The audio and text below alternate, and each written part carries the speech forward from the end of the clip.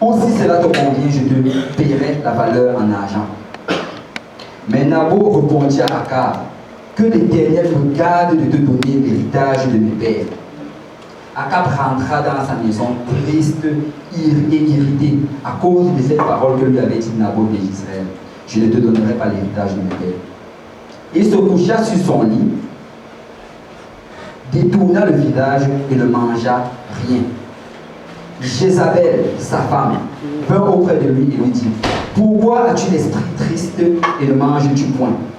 Il lui répondit, j'ai parlé à Nabot d'Israël et je lui ai dit, cède-moi ta vigne pour de l'argent, ou si tu veux, je te donnerai une autre vigne à la place. Mais il a dit, je ne te donnerai pas ma vigne. Alors Jézabel, sa femme, lui dit, est-ce bien toi maintenant qui exerces la souveraineté sur Israël? Lève-toi, prends de la nourriture et que ton cœur se réjouisse. Moi, je te donnerai la vigne de Nabot d'Israël. Et elle écrivit au nom d'Akab des lettres qu'elle scella du sceau d'Akab et qu'elle envoya aux anciens et aux magistrats qui habitaient avec Nabot dans sa ville. Voici ce qu'elle écrivit dans ces lettres. Publiez un jeûne, placez Nabot à la tête du peuple et mettez en face de lui 2 méchants hommes qui déposeront ainsi contre lui. Tu as maudit Dieu et le roi. Puis menez-le dehors, lapidez-le et qu'il meure. Les gens de la ville de Nabot, les anciens et les magistrats qui habitaient dans la ville, agirent comme Jézabel le leur avait fait dire. D'après ce qui était écrit dans les lettres que leur avait envoyées, ils publièrent un jeûne, ils placèrent Nabot à la tête du peuple. Les 2 méchants hommes vinrent se mettre en face de lui. Et ces méchants hommes déposèrent ainsi devant le peuple contre Nabot. Nabot a maudit Dieu et le roi. Puis ils le menèrent hors de la ville. Ils le lapidèrent et il mourut. Avec l'aide de Dieu, je vais prêcher sur ce message. Garde ton héritage. Garde ton héritage. On va tous prier. Seigneur Dieu Tout-Puissant, merci Seigneur pour ta présence au milieu de nous. Merci Seigneur d'avoir guidé nos pas jusqu'à quand ce Dieu, Papa. Merci pour la parole de Dieu, Seigneur. Cette parole, Seigneur, qui nous fortifie chaque jour. Cette parole qui nous lave, Seigneur, et qui nous amène à ressembler davantage à ton image, Papa. Seigneur, alors que nous allons rentrer dans l'étude de ta parole, Seigneur, moi, Seigneur, le prédicateur, afin que j'apporte cette parole telle que tu l'as enseignée à tes apôtres et à tes disciples. Point nous tous ensemble, Seigneur, afin que nous puissions, Seigneur, la recevoir, la mettre en pratique dans notre vie. Permettre que cette parole nous transforme, Seigneur, afin de produire des fruits qui vont nous aider, Seigneur, jusqu'à la vie éternelle. C'est avec action de grâce, Seigneur, que nous t'avons prié. Au nom de Jésus. Que l'Assemblée dise au nom de Jésus. Au nom de Jésus. Si on peut battre le nom de Seigneur en enseignant la parole de Jésus.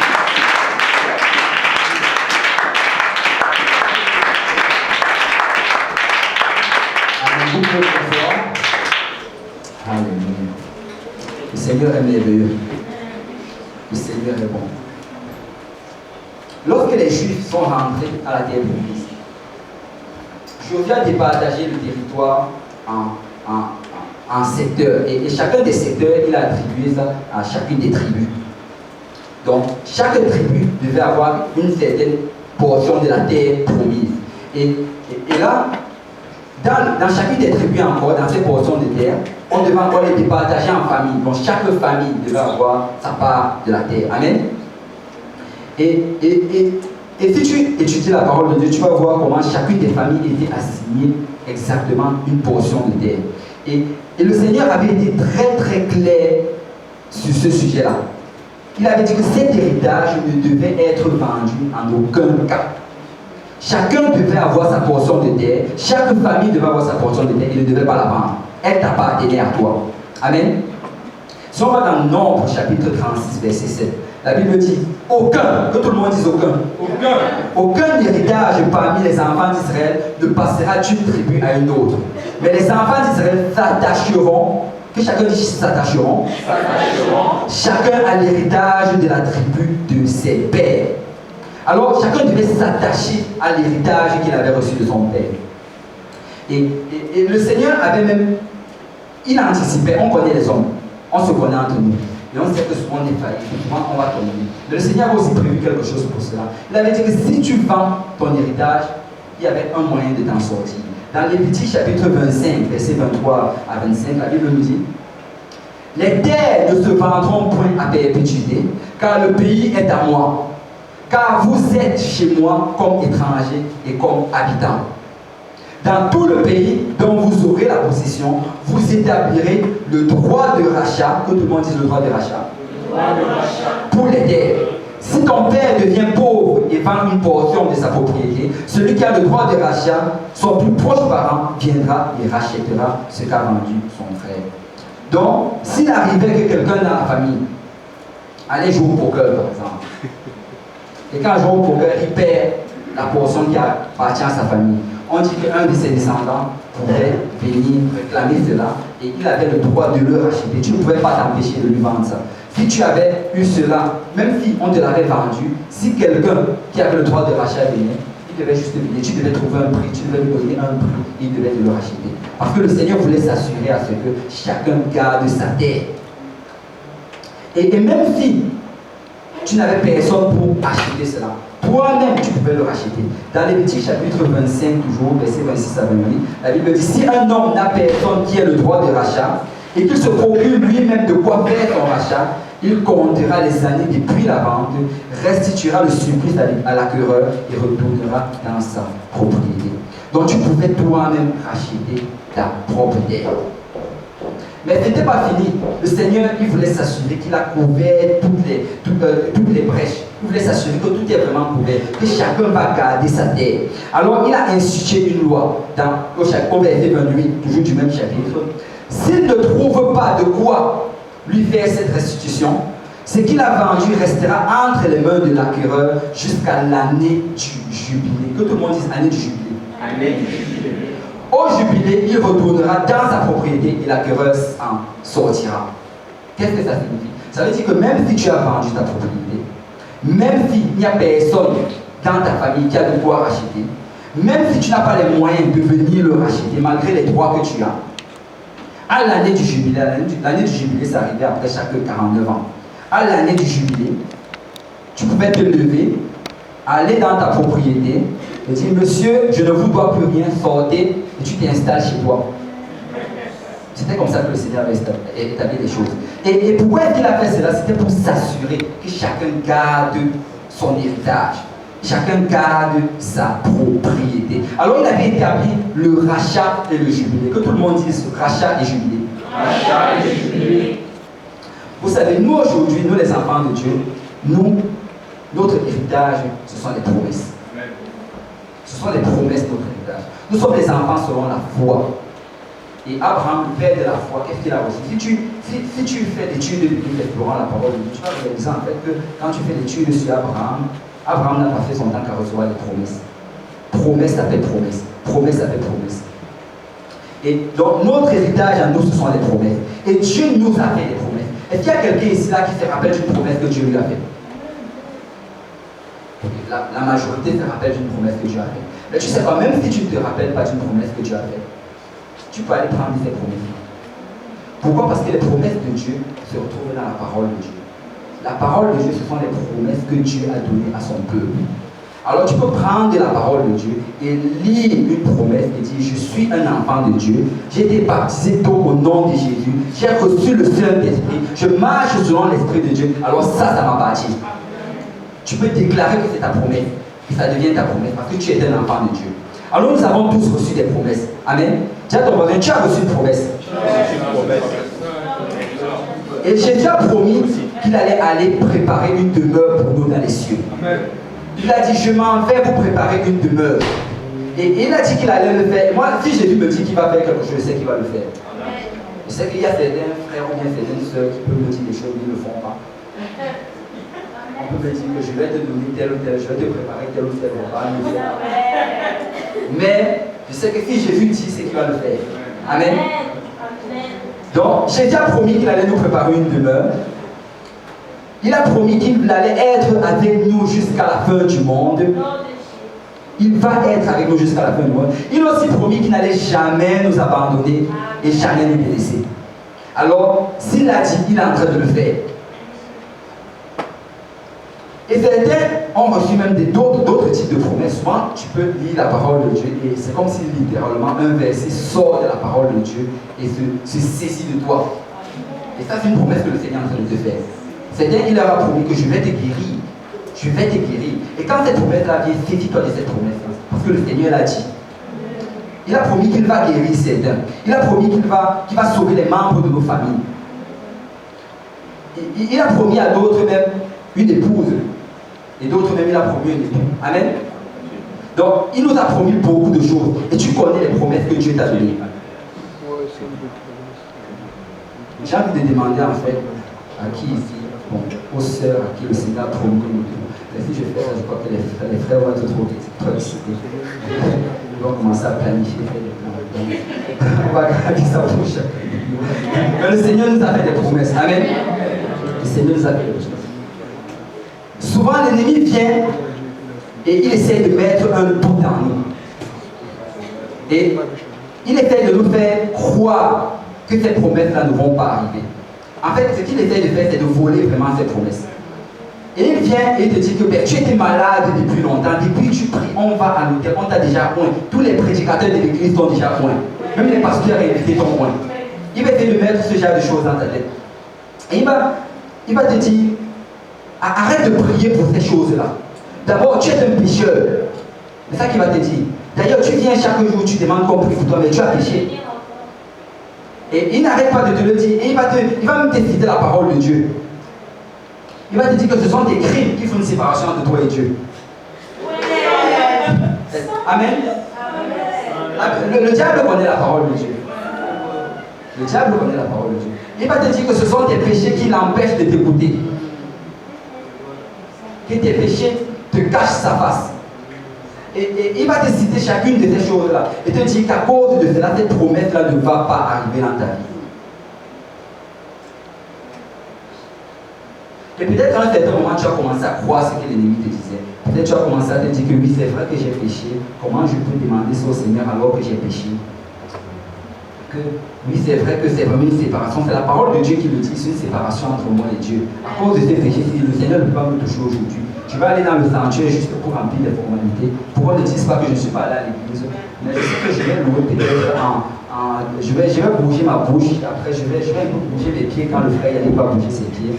Après, quand on va finir, je vais aller à l'hôtel, je vais un peu dormir. Après, je vais me lever, je vais rentrer. Tu vas commencer à te dire toutes ces choses-là.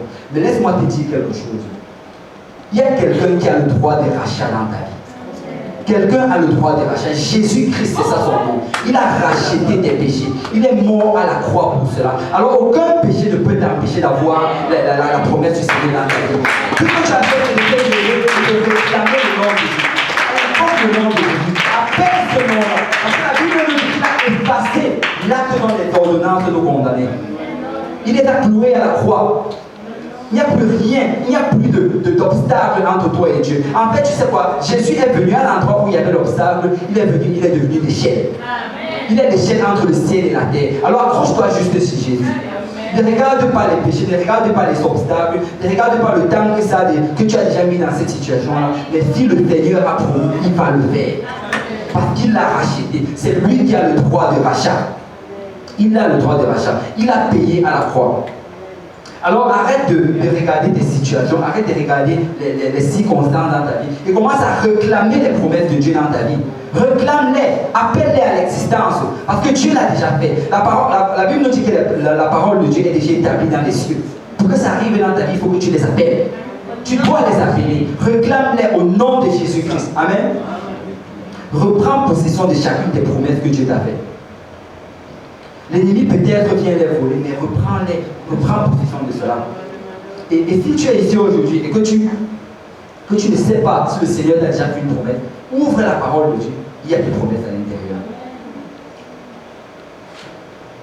L'histoire qu'on a lue en introduction, les théologiens appellent cela, cette histoire-là, la vie de Naboth. Ça parle de l'histoire de Naboth. Et dans 1 Roi chapitre 21, verset 1, la Bible nous dit, après ces choses, voici ce qui arriva. Naboth de Jezreel avait une ville à Jezreel, à côté du palais d'Akab, roi de Samarie. Donc Naboth avait reçu cet héritage de ses pères. Et tel que la loi le disait, il ne devait pas la vendre, il ne devait pas la donner, il devait la garder parce que c'était l'héritage qu'il avait reçu de ses pères. Et son père avait pris soin de cette ville. Son grand-père avait pris soin de cette ville. Et c'était la vie de sa famille, ça lui appartenait. Le Seigneur le lui avait donné.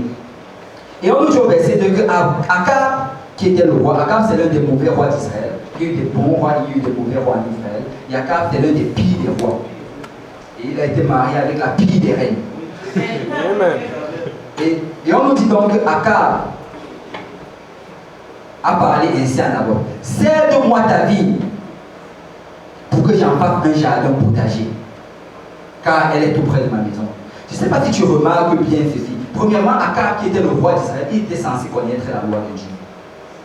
Il était censé connaître que non, on ne cède pas le terrain. Le terrain appartient à ma famille. Mais là, il vient, il t'aide. Et c'est comme ça que le diable va faire dans ta vie. Le diable connaît la parole de Dieu. Il connaît, il va venir, il va te tester pour voir si toi aussi tu la connais. Est-ce que tu connais vraiment? Est-ce que le Seigneur a vraiment dit cela? Tu dois savoir ce que le Seigneur a dit. Tu dois lire la parole de Dieu. Cède-moi ta vie, c'est ça qu'il lui a demandé. Il lui demande de céder l'héritage de son père. Et pourquoi faire? Pour faire un jardin. C'est-à-dire, il prend cette chose spirituelle, il prend cette chose qui a la valeur aux yeux de Dieu, cette chose reçue de Dieu, il va en faire un jardin.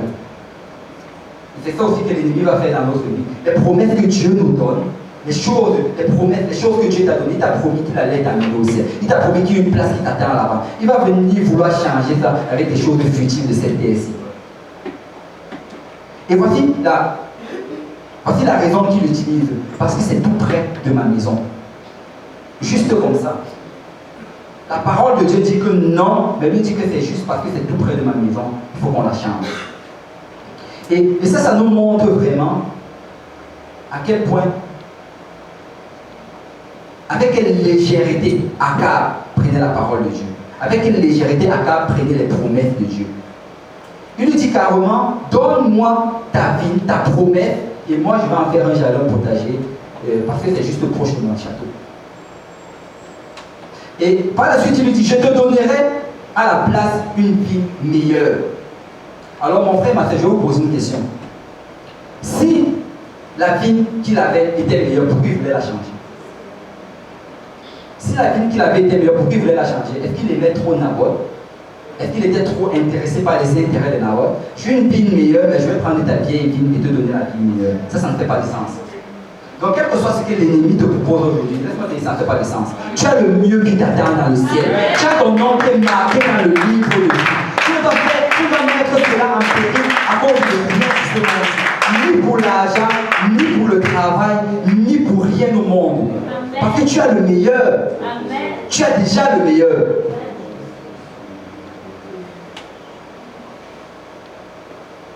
Il dit, ou si cela te convient, je te paierai la valeur en argent. La valeur en argent, c'est-à-dire tu dois changer la promesse de Dieu, l'héritage de Dieu. Ce que Dieu m'a donné avec de l'argent, ça ne fait pas de sens. Ça ne fait pas de sens. Tu ne dois jamais changer les promesses de Dieu avec de l'argent. Parce que l'argent et l'or appartiennent déjà à l'Éternel. Ça, c'est juste ridicule. Le Seigneur dit que ça m'appartient, tu es mon enfant, tu peux prendre tout ce que tu veux. Après, tu prends quoi? C'est comme si quelqu'un essayait de te vendre le sable dans le désert. Ça ne fait pas de sens. Tu as déjà l'argent en abondance. Dans le royaume des cieux, dans la nouvelle Jérusalem, les rues seront pavées d'or. Il y aura les perles partout. Il y aura toutes ces choses. C'est pour ça que les pentecôtistes ne portent pas tous ces bijoux-là, parce que on les a déjà là-bas. Je suis même en train de des choses de nous sur toi.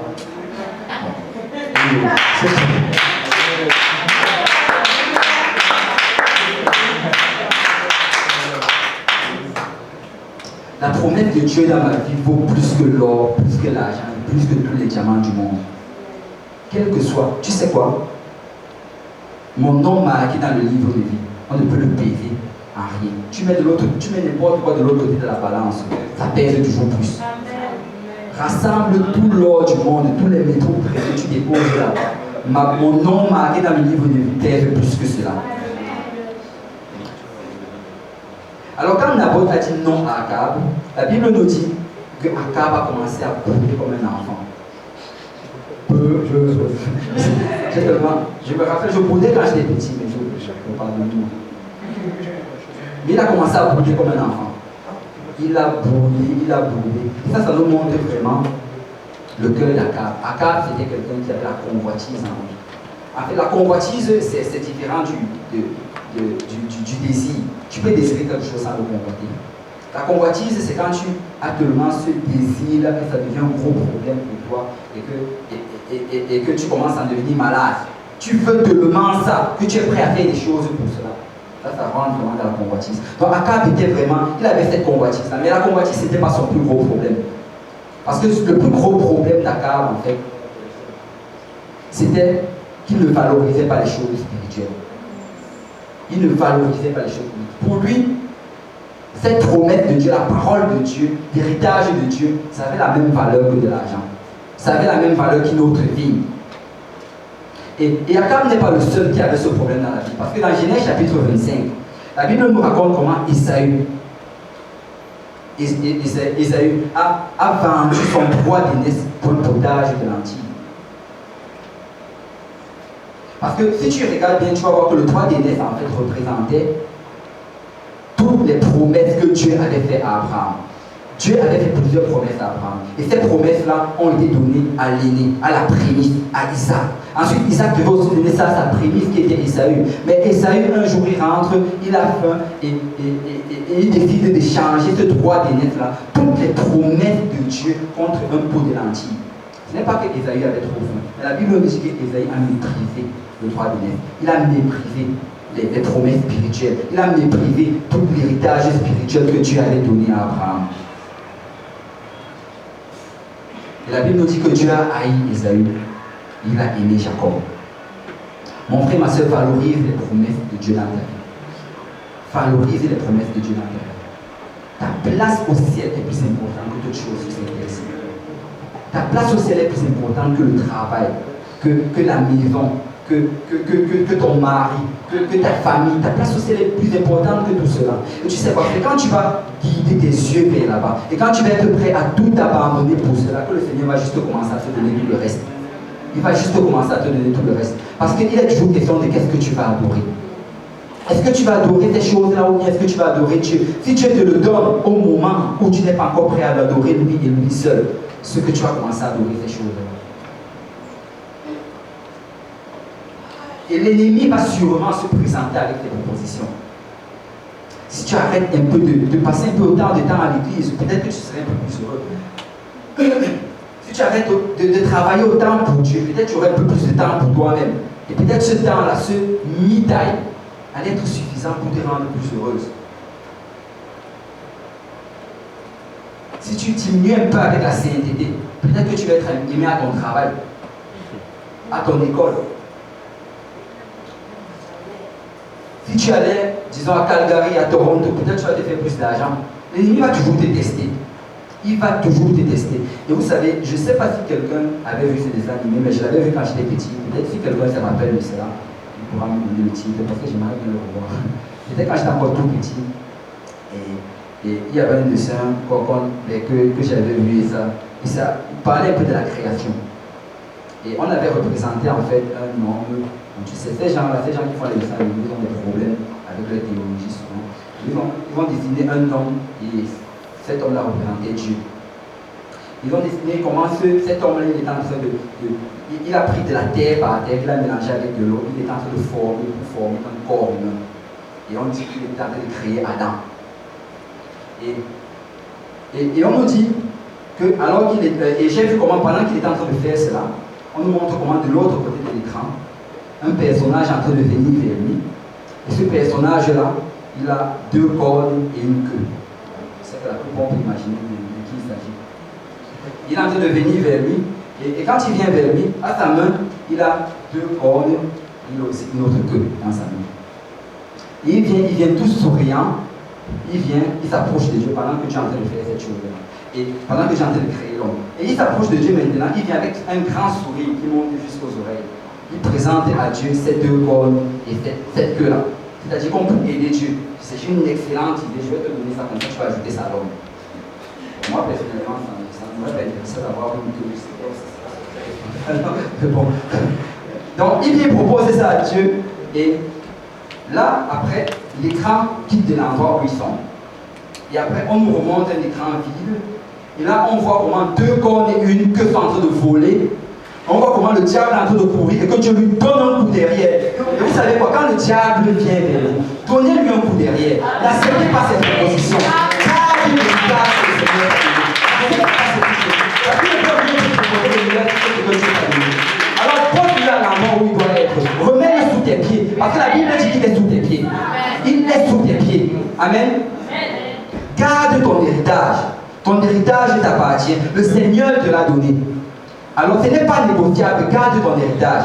Continue à vivre dans la sainteté. Continue à vivre de tout ton cœur pour Dieu. Loue le Seigneur. Viens à l'église autant que possible. Et j'en ai parlé tantôt. Vous voyez, dans l'Ancien Testament, il n'avait pas besoin de venir à l'église tous les jours. Mais quand tu regardes dans le Nouveau Testament, tu vois comment les apôtres, ils allaient dans le sanctuaire presque tous les jours. On dit que chaque jour, ils étaient assidus au temple. Pourquoi ils étaient assidus à cela? C'est parce que nous, maintenant, nous sommes dans une guerre spirituelle. Avant, il n'y avait pas cette guerre spirituelle, mais nous sommes dans une guerre spirituelle. Et ce n'est pas une guerre que tu vas combattre avec la chair et le sang, mais c'est une guerre que tu vas combattre dans l'esprit. C'est une guerre que tu vas combattre dans l'esprit. Utilise les armes spirituelles. Prie, lis la parole de Dieu. Viens à l'église autant que possible. Et alors, tu vas avoir la victoire. Amen. Tu vas avoir la victoire. C'est un combat spirituel. Et la Bible dit que celui qui va persévérer jusqu'à la fin sera sauvé. Tu as la garantie que tu vas être sauvé si tu persévères. Alors persévère. Persévère. C'est ton héritage. C'est le Seigneur qui te l'a donné. Le Seigneur t'a donné cet héritage. Alors quelles que soient les promesses que le Seigneur t'a fait, juste saisis-toi de ces promesses-là. Continue à les garder, continue à les chérir. Parce que si le Seigneur l'a dit, il va le faire. Si le Seigneur l'a dit, il va le faire. Au temps convenable, il va t'exaucer. Il a prévu un temps. Et quand tu étudies encore Abraham, tu vas réaliser que Abraham a eu son enfant Isaac au temps fixé par l'Éternel. Le Seigneur avait fixé un temps. Il y a un temps pour toutes choses avec Dieu. Le Seigneur sait exactement à quel moment chacune des promesses vont arriver à l'existence. Mais il faut juste que tu te saisisses de cela. Il faut que tu te saisisses de cela. Parce que la Bible dit ceci. En fait, je ne sais pas si vous vous êtes déjà posé la question, pourquoi est-ce que Dieu travaille avec des promesses? Pourquoi il ne fait pas juste la chose? Pourquoi il doit promettre et Abraham doit attendre 25 ans avant que ça arrive? C'est ça, c'est la foi. Parce que la Bible dit que sans la foi, il est impossible de lui être agréable. Si tu veux être agréable à Dieu, il faut que tu aies la foi. Alors qu'est-ce qui va t'amener à avoir la foi? C'est la promesse. S'il te donne la chose directement, on n'a pas besoin de foi. Si nous donnons tous les choses directement là maintenant, c'est qu'il n'y aura plus de foi. Personne ne sera agréable à Dieu. Amen. Si tu veux être agréable à Dieu, il faut avoir la foi. Et la foi, quelles que soient les circonstances, quels que soient les événements. Sarah est stérile, oui, je vais avoir la foi. Abraham est vieux, oui, je vais avoir la foi. Ça fait 20 ans, oui, je vais avoir la foi. Parce qu'à 25 ans, au temps fixé par l'Éternel, la promesse a été exaucée. Le Seigneur est fidèle, il va le faire. Amen. Il le fera. Dis à ton voisin, il le fera. Il le fera. Et dans 2 Samuel chapitre 23, la Bible nous parle des valeureux hommes de David. Et au verset 11, la Bible dit ceci. Après cela, après lui, Shama, wow. Je ne sais pas s'il y a des gens qui, je ne sais pas si le frère Abou va appeler son enfant Shama. Bon, Shama, fils d'Agé, wow. Il y a deux noms, Shama, Agé. Shama, fils d'Agé, Dara, les Philistins s'étaient rassemblés à Léchi. Il y avait là une pièce de terre remplie de lentilles. Et le peuple fuyait devant les Philistins. Donc il y avait cette terre-là dans la terre promise. Il y avait cette place-là. Cette place qui appartenait au peuple de l'Éternel. Qui avait été donnée par Dieu. Et cette place-là était envahie par les Philistins. Les Philistins venaient s'approprier de cela. Et qu'est-ce qu'on nous dit? On nous dit que le peuple fuyait. Tout le monde a commencé à fuir. Ils ont oublié la promesse que le Seigneur leur avait donnée. Ils abandonnaient leur héritage. Mais moi j'aime ce que Shama a fait. On nous dit au verset 12 que Shama se plaça au milieu du champ. Shama se plaça au milieu du champ. Tu sais pas, souvent tu dois juste te placer au milieu du champ. Tu dois juste te dresser. La Bible dit que nous devons tenir ferme. Tu sais, la Bible dit ceci. Quand tu regardes les âmes de l'esprit, on te cite chacune des âmes de l'esprit. on décide cela. Mais après, on te dit quelque chose de très intéressant. On a souvent tendance d'oublier cela. On a souvent tendance de passer très rapidement cela. Après avoir tout surmonté, tenez ferme. Parce qu'après avoir prié, après avoir jeûné, après avoir lu la parole de Dieu, après avoir loué, souvent tu ressens une oppression. Amen. Mais c'est le moment de tenir ferme. C'est le moment d'utiliser aussi cette arme-là. Parce que ça aussi c'est une arme. On oublie souvent cela. Ça c'est le moment de tenir ferme. Alors tiens ferme, dresse-toi dans ton champ. Tiens-toi debout au milieu du champ. Et protège ton champ. Parce que c'est la parole de l'Éternel. C'est la promesse de Dieu dans ta vie. Alors tiens ferme. Tiens ferme. On dit qu'il a tenu ferme, il a protégé, il a battu les Philistins. Il les a tous battus. Parce que le Seigneur lui avait donné cette promesse, et le Seigneur lui a donné cette force. Parce que la force ne vient pas de nous, mais la force vient de Dieu. Je ne sais pas combien de personnes ils étaient. Peut-être qu'ils étaient 100, peut-être qu'ils étaient 2000. Mais quel que soit le nombre, moi avec Dieu, ça fait la majorité. Amen. Moi plus Dieu, c'est la majorité. Rassemblez tous les démons, à gauche, à droite, au nord, au sud, à l'est, à l'ouest. Dressez-vous tous contre moi, mais moi avec Dieu, ça fait la majorité. Alléluia. Il a tenu ferme. Il a dit, vous savez quoi? Vous pouvez tous partir, vous pouvez tous me laisser ici, mais je vais tenir ferme parce que ça c'est l'héritage que le Seigneur m'a donné. Il a tenu ferme. Alors si quelqu'un peut juste tenir ferme aujourd'hui, essaie de dresser, essaie de saisir de l'héritage que le Seigneur lui a donné. Parce que si le Seigneur te l'a donné, personne ne peut le prendre. Est-ce qu'il y a quelqu'un qui est plus fort que Dieu?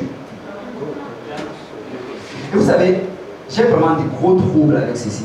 Avec le fait que les enfants de Dieu ont peur des démons. Ça me trouble énormément. Un enfant de Dieu ne peut pas avoir peur des démons. Si tu as l'esprit de Dieu en toi, comment est-ce que le démon va faire pour rentrer? Est-ce qu'il va rentrer, lier l'esprit de Dieu et le ressortir et installer? Ça ne fait pas de sens. Donc tiens ferme. Tu peux éteindre la lumière quand tu dors chez toi. Amen. Amen. Tu peux le faire. Parce qu'aucun démon ne peut se dresser contre toi. Tu as l'esprit de Dieu vivant.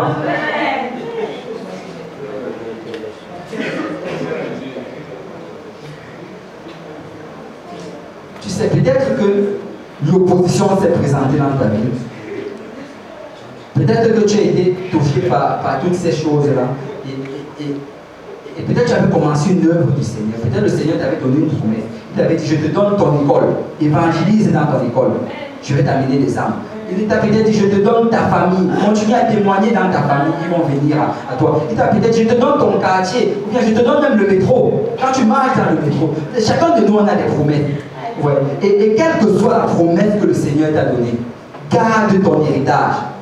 Garde ton héritage. Et si tu pouvais dire comme Nabou, que l'Éternel me garde de donner l'héritage de mes pères. Le Seigneur t'a donné cet héritage, alors ça t'appartient. Garde cet héritage. C'est pour toi. Ce n'est pas pour quelqu'un d'autre. Vous savez, si le Seigneur te met à cœur de prier pour quelqu'un, tu n'as pas besoin d'appeler une autre personne pour que la personne prie pour elle. C'est ton héritage. Prie pour cette personne. Le Seigneur te demande d'aller enseigner une étude biblique. Tu n'as pas besoin d'appeler le frère Yannick pour qu'il aille te remplacer là-bas. C'est ton héritage. Va enseigner cette étude biblique. Le Seigneur t'appelle d'aller évangéliser. Vas-y. Le Seigneur t'appelle d'aller chercher quelqu'un pour l'amener à l'église. Tu n'as pas besoin d'appeler que quelqu'un aille le chercher en voiture. Prends même le métro, va le chercher. C'est ton héritage. Ça t'appartient. C'est le Seigneur qui te l'a donné. Que l'Éternel me garde de donner l'héritage de mon Père. La Bible dit, le pasteur nous l'a enseigné hier, lors de l'étude biblique du jeudi, que celui qui est seul, avec les pleurs, moissonne avec des cris d'allégresse. Et vous savez, chacune des choses qu'on va semer, si tu le moissonnes pas sur cette terre, tu vas le moissonner dans le ciel. Parce que pour chaque chose que tu fais pour Dieu, il y a un trésor qui t'est affiné dans les cieux. Il y a une couronne qui t'est affinée.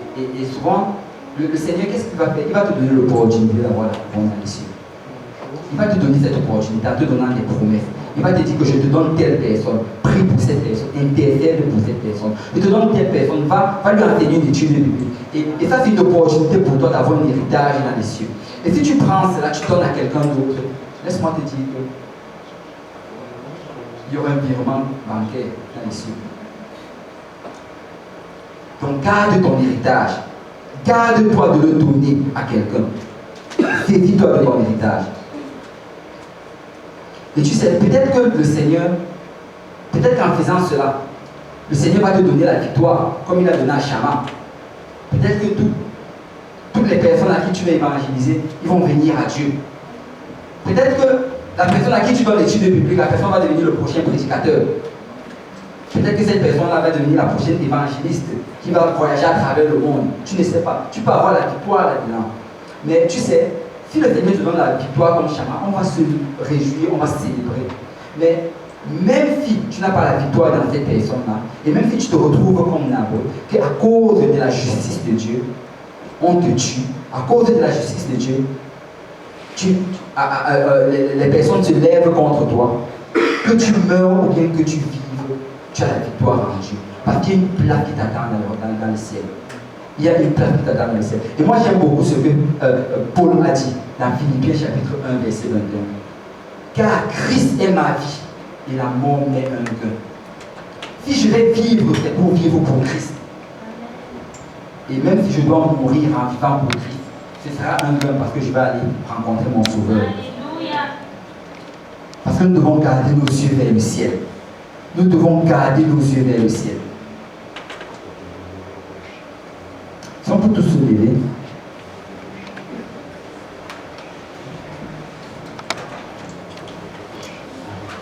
Dis à ton voisin, garde ton héritage. Alléluia. On va aller dans 1 Timothée chapitre 6 pour conclure.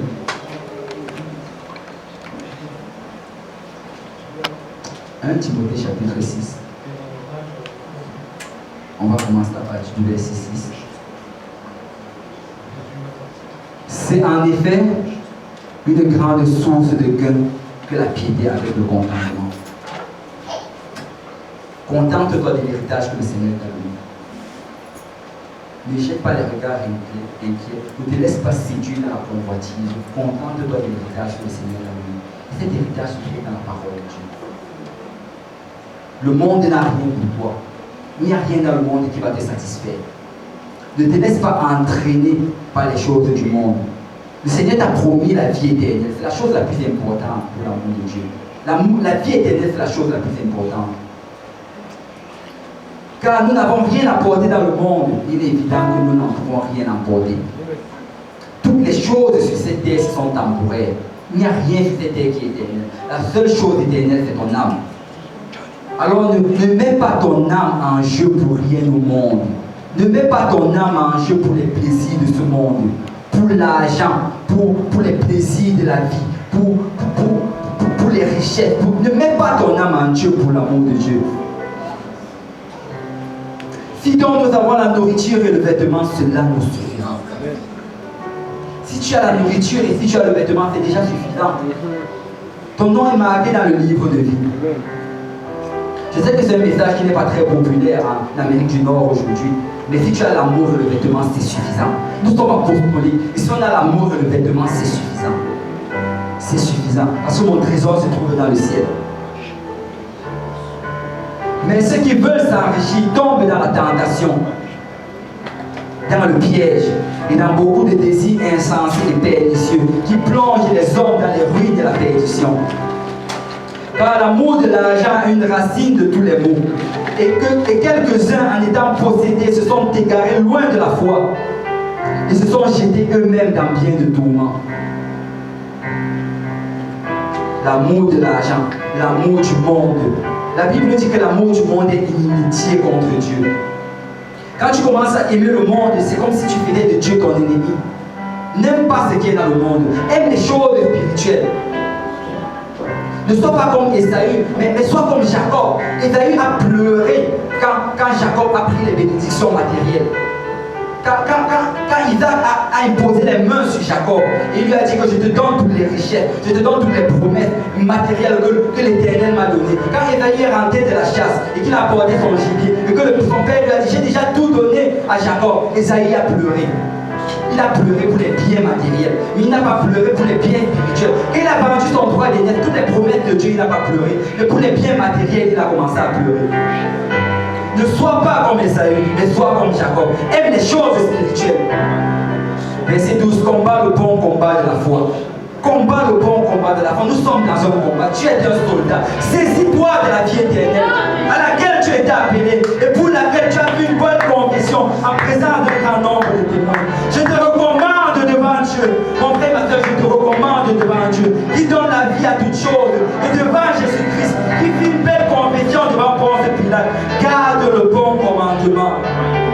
Garde le bon commandement. Combat le bon combat de la foi. Le Seigneur revient bientôt. Il y a une place qui t'attend dans le ciel. Rien sur cette terre ne va te satisfaire. Mais ta satisfaction se trouve dans les cieux. Alors garde les yeux vers le Seigneur. Garde ton héritage vers le Seigneur. Si on peut tous avancer en avant. Et si on peut juste remercier le Seigneur. Parce que notre nom est marqué dans le livre de vie. Si les garçons peuvent venir à ma gauche, les filles à ma droite. Le vêtement et la nourriture te suffit. Tu as ton nom marqué au ciel.